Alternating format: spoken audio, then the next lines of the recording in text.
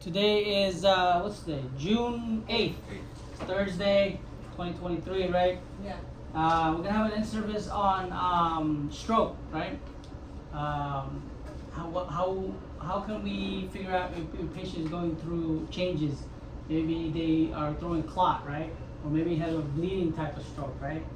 And we're gonna talk about symptoms for these patients and how to act quickly to tell your nurses and say, hey, you know what, I think this patient is having a stroke. Just call 911, right? And so we're gonna start at the basics, and we're not really gonna try to get in depth with stroke basically. I just kind of want to go over some of the basic stuff on symptoms, and then some of the stuff that we can do in terms of intervention and nursing intervention or nursing care that we need to provide for these residents when they come back, right? So what is a stroke? Stroke basically is a brain attack, right? Is a death to the tissue in your brain because you have a lack of circulation in your brain. And there's a couple ways to get this. You either have an occlusion, right? Or you have a bleed, okay? Or you have some kind of like on and off type of thing. It's called a TIA, right? It's a transit ischemic type of thing, right? Mm-hmm. Where you might have symptoms of stroke and it goes away, and then it comes back and it goes away. You're just like, man, what is this? And it's like a precursor to a bigger event, right? And you should probably seek help with your doctor and say, because it's a TIA, it's like a mini stroke, right? But it's probably likely an occlusion in the vessel on your brain that keeps opening up, and then it goes away because the occlusion gets better, and then you get circulation, and then it gets clogged again, and then it gets blocked, and then it gets unblocked, and so that's why you get these like intermittent type of symptoms, right? The type of stroke that we're talking about, the one that's called occlusion, that accounts for 83% of the of strokes, right?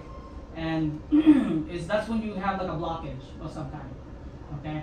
And 5 minutes after not getting circulation in your brain, you start to have symptoms, okay? Now within 10 minutes of blockage, you start to have death to the tissue, and you can't replace these axons and neurons in your brain, right? And you start having what's known as a deficiency, right?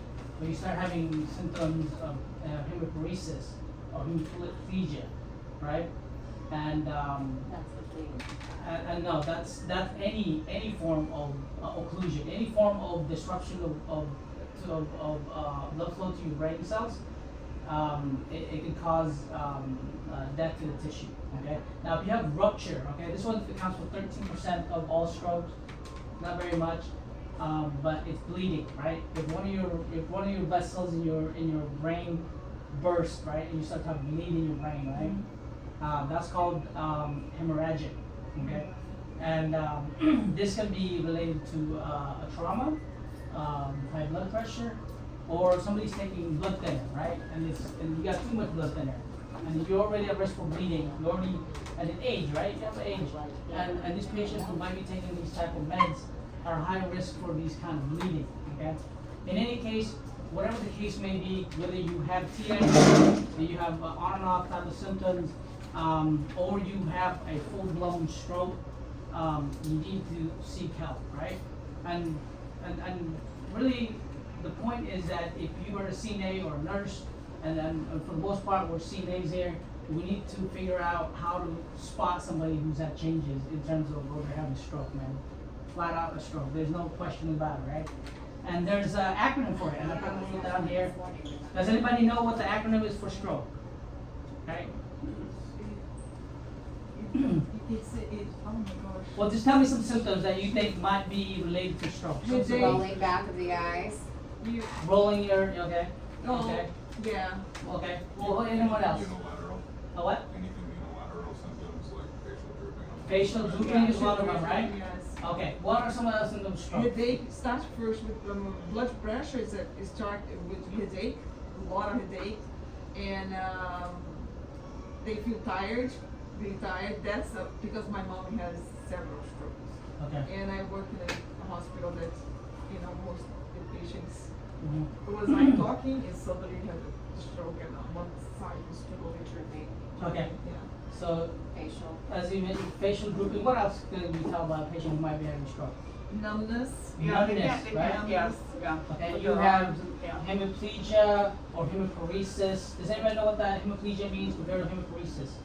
Okay, hemiplegia means that like you have a total loss of sensation.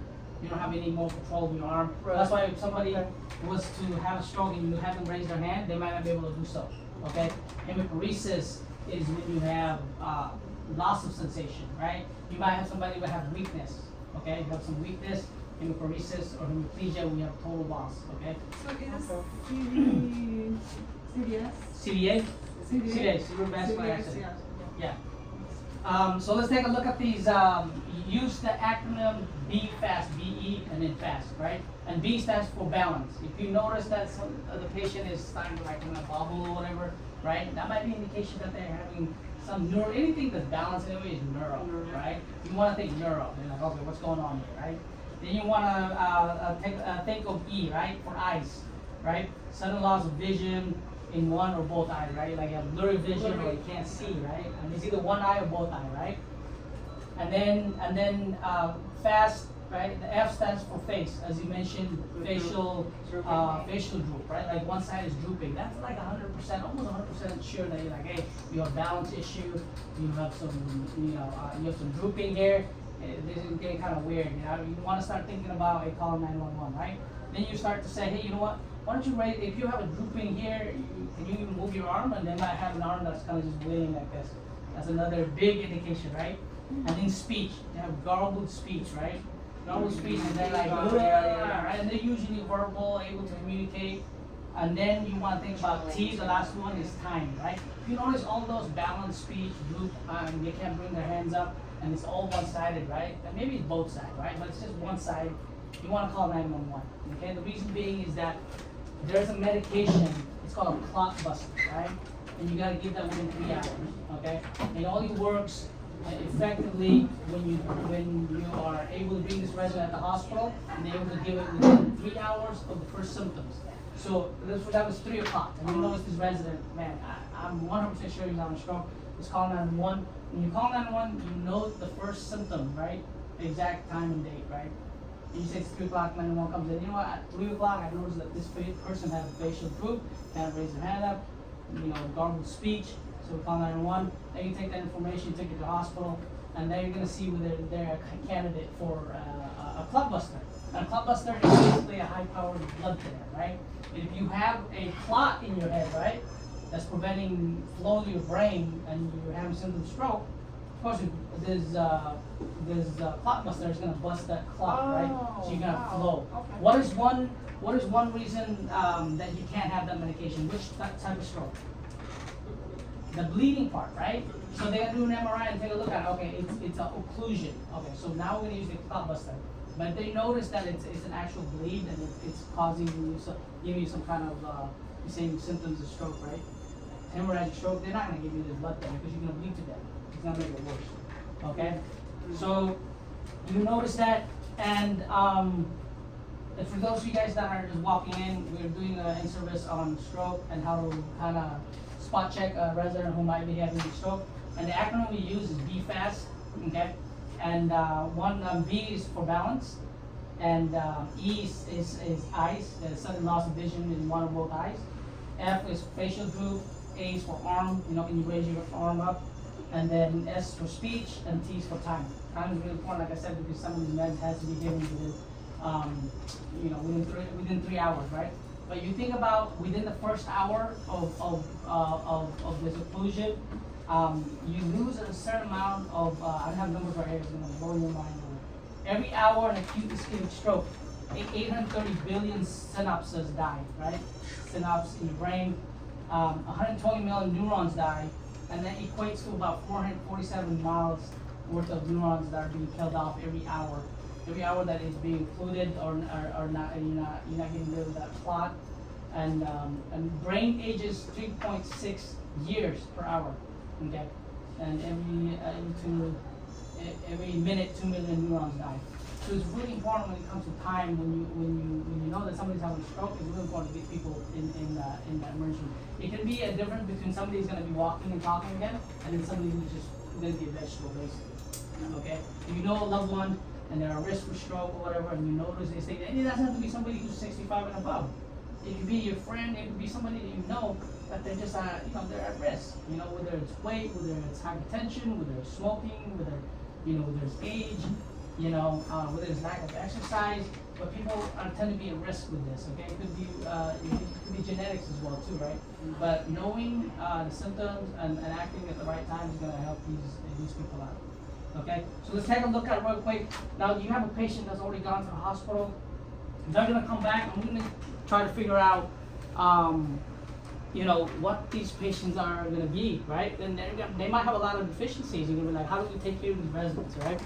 And so I drew this picture of a brain right here because it's going to give you like a good point of view, right? For example, if somebody had the left side, like they had tissue death in the left side of the brain, it's going to control the right side of your body, right? And so if you take a look at this right here, the frontal part, it controls thinking, speaking, memory, and movement. So if you have death to here, you had something, you had a clot that happened here, it's gonna affect these, right? Okay, parietal, it's right here, it controls language and touch. In the back over here, occipital vision and all that stuff. Cerebellum, this will affect your balance coordination. This right here, at the brainstem, if you have any kind of depth to the tissue or to brainstem, sometimes your resident will have loss of incontinence, bowel movement, right? Because this right here controls your breathing, heart rate, bladder, bowel movement, and all that stuff. Okay, if you notice that somebody comes in, you're like, man, this patient was continent before, now he's incontinent. Probably has some form of damages at the bottom right here, right?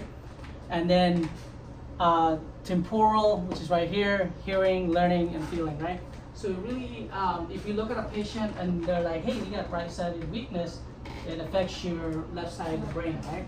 And if you look at this drawing right here, and it makes sense too, like you're just like, okay, so right side of the brain, right? You had infarction that like damaged the right side of your brain, it's gonna affect your left side of the body. It's gonna affect your emotions, your reasoning, right? Making judgment, yeah, you're gonna be more confused, right? Music and art, and then this person's probably gonna have agitation, they're gonna probably have some form of inability to, they're gonna be spontaneous, they're gonna get up on their own because they don't have the ability to say, hey, you know what, I'm gonna be a walrus, right? They might not be able to tell, they might not even say, man, I can't do this anymore, like I can't get up and walk anymore. They don't have that thinking or thought process, okay? Now if you have somebody who's got left side stroke, right, left side of the brain, it's gonna affect the right side of their body, right?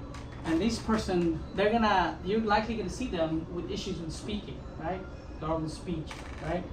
And writing, reading, math skills, analyzing, and planning. So even if you just memorize, they got right-sided weakness, you already know that it's gonna affect your left side of your brain, right?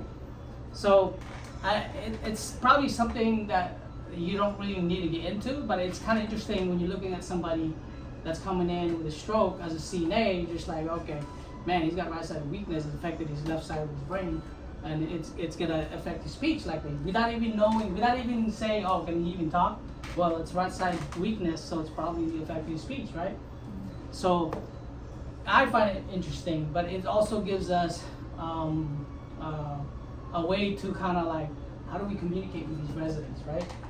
Okay, so, and a lot of times it doesn't really matter like which side of the brain or it's affected. I just think it's interesting how one side of the brain is affected and it affects different things, right, in terms of how you communicate. But let's take a look at aphasia. So aphasia means the loss of ability to communicate, normally resulting from brain damage, typically to the left side of the brain, right? Apraxia, a neurological disorder exemplified by the ability to carry out familiar movements when commanded to do so. Persons with apraxia understand such commands and are willing to carry them out, but are physically unable to perform the task. Okay, So just know that there's certain phrases out there they throw around when you have strokes, and A means without. Okay, and you see a lot of that after you have a stroke, right? Atherosclerosis, obviously, these are patients that are at high risk for stroke because, you know, they have the issue with circulatory in terms of plaque that's building up in the artery, right? Dysarthria, slurred or garbled speech, a result of muscle weakness or incoordination. Okay, these are phrases that we're using for patients that are likely to have been through a stroke process, right? Dysphagia, right? We've heard that many times, right? Difficulty swallowing, right? Swallowing disorder is often noted in stroke survivors. And then we talk about hemorrhagic stroke, which is a bleeding type of stroke and accounts for 13% of all strokes. Okay, ischemic stroke, where after 10 minutes, really, if there hasn't been any kind of circulatory movement or restored back in your brain, you're gonna lose those brain cells. Okay, it's irreversible. And paralysis, we talk about paralysis in the middle to move part of the body. And thrombus is obviously a clot, right? TPA is a type of treatment that we use 3 hours after a patient, or no longer than 3 hours, right? The first 3 hours is critical in terms of somebody who had a stroke, and the first symptoms, you've noted that in terms of time, right? Okay, so immediate treatment for stroke, we talked about that already. Actions to take. When after calling 911, remain calm and ensure that the surrounding area is safe and free of clutter. Gently place them into comfortable position that we're talking about a patient here who's being put in a bed and getting ready to go to the hospital. We're not really going to go into that.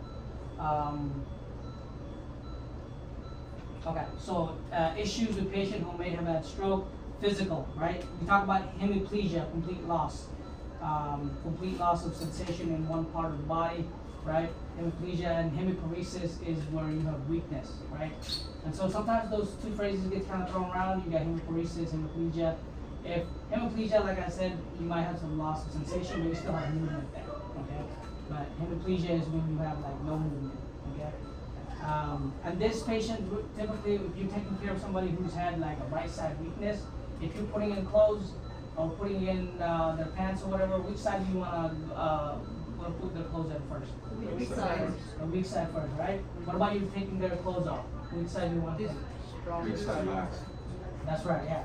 So you want to take care of the weak side first when you're putting in their clothes, and then when you're removing it, then you wanna do the opposite side, right? Yeah? All right. Just be careful with transfers too, guys. Because it looks like sometimes too it gains strength and it looks like they can do it, but a lot of times it gets weak and they might fall down. So make sure that you have the right help for that. Going to the bathroom is gonna be important as well. And then eating, you want to figure out, you know, these patients, they might have, they're more than likely have issues with swallowing, okay, in terms of like after a stroke, but they usually do. And we always think about, hey, you know what, it's right side weakness, how do we know? You know, it doesn't really matter. What you can do though is give them a little bit sip of water, and it's gonna tell you whether they're able to tolerate or not. Okay? Don't just give them one big sip right away, especially during like first assessment, right? You come in, you got a stroke patient, and you're just like, okay, how do I know if this patient is able to tolerate this, right? Give them a little bit of sip of water. If they start coughing, they're probably more than likely they can't tolerate it. Okay? We need to talk to speech therapists, physical therapists, right, to help us out. And then either increase your diet order to like something thicken in terms of your diet, or even thicken your fluid, right? You can go to nectar thick, you can go to honey thick, pudding thick, right? Anything, every single time you go up and the patient keeps coughing, you want to keep going up with your diet orders, okay? And you're going to get thicker and thicker and thicker, and then as they get better, maybe you go down on your diet orders too, right? And at the very beginning, I think this patient's, their main issue is gonna be like neglect, right? If they have right-sided weakness, they're likely to neglect the right side, okay? Because they're not used to it, you know? Or a safety issue, right? They're not gonna all of a sudden be like, oh yeah, I can't use my right side. They're gonna keep thinking, no, I'm still able to use my right side. You know, so a lot of these residents, they do fall, especially if they're still young. You know, they come back to skilled nursing and they feel like they can still do it, and end up falling down. Okay. So we talk about potential for fall here. Let's see what else we got. Where's the other piece in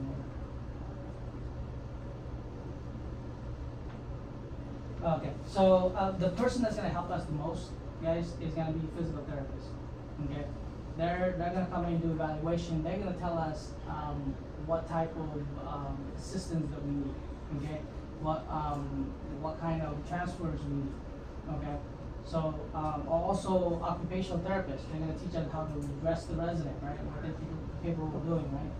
And so anybody from the physical therapy department, they're gonna have to evaluate these residents and tell us and walk us through. And if they haven't, you should probably recommend it, right? You say, hey, we need physical therapy, please.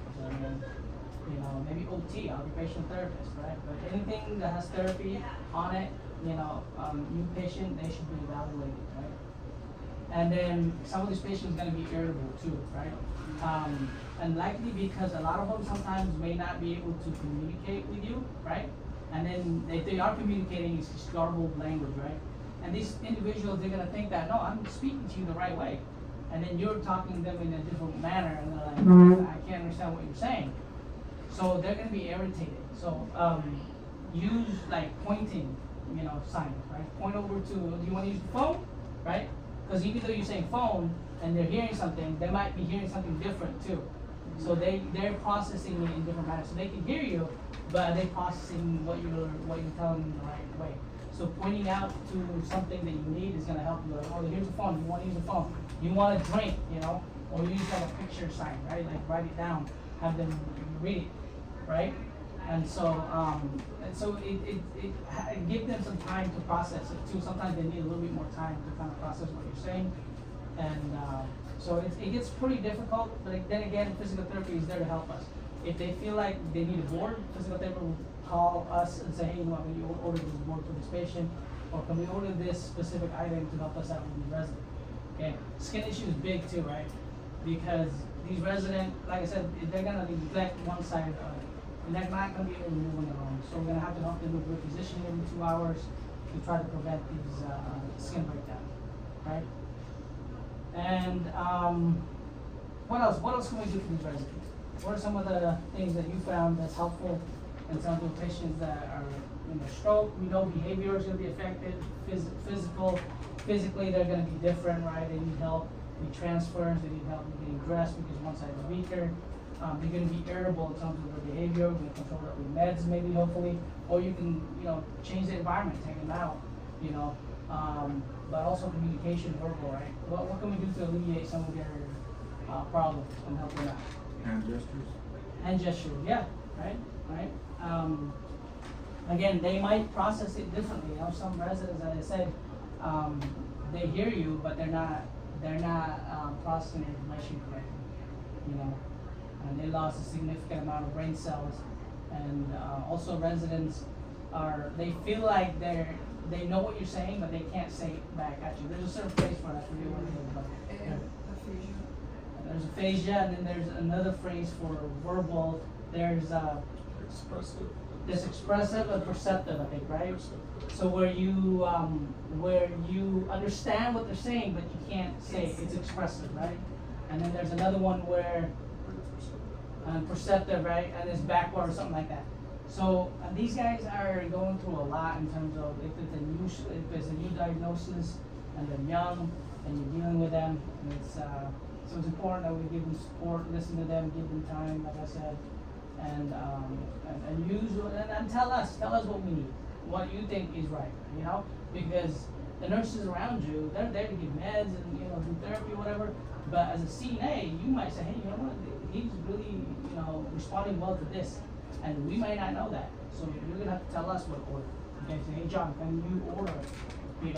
And it's not necessarily me, but supply coordinator, Viviana or whoever's taking over that position, can order these, these equipment, to help you guys out, right? To help these residents out. Okay.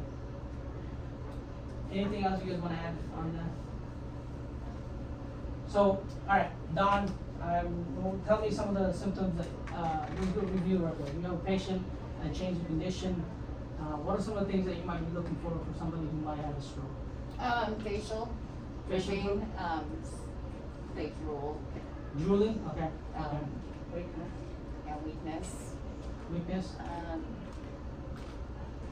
It's loss of speech, maybe. yeah, garbled speech, right? They're just Some of like- them do roll, their eyes roll back in their head sometimes, Okay. that their sight Yeah. is off. All different kinds of things. I mean, just like you said, it depends upon. Yeah, Yeah. and then if they're, one side is weaker than the other, you can ask them to raise their hand, Right. right? And if they can't do it, obviously you match that with, facial droop, and that's likely a stroke right there, okay? Now, what if those symptoms goes away within like a minute or 2 minutes?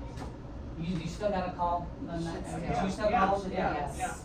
Okay, so like TIA, as I mentioned, is one of those where it's a precursor, right? And it could be like a occlusion, but it's like on and off.